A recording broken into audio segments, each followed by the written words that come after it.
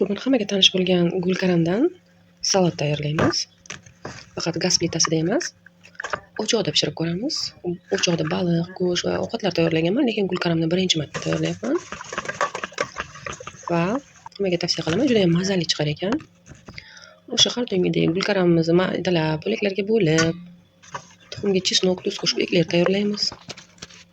Qaynab turgan suvda 5, 6, balki 7 minut qaynatib olamiz. Ko'p qaynatsak ezilib ketishi mumkin. Огородimda pomidor, bolgarskiy, bodring va har xil shunaqa polizikalar pishib yotibdi. Ularni terib oldim va qaynab chiqqan gulkaramlarni olib, suvni to'kib, qizib turgan qozonga yog' quyib, gulkaramlarimni tuxumga aralashtirib, qizartirib pishirib oldim. Bir tomondan menga baliqni ta'mini ham berdi bu. Lekin bu oddiy gulkaram. Bu yoq o'zimizning fantaziyamizga bog'liq. Qanaqa dekor qilib, podacha qilish. Menda shu boya aytganimdek bodring, bolgarskiy, pomidor hammasini bir xil ko'talikda to'g'rab, tarelkalarga chiroyli qilib solib,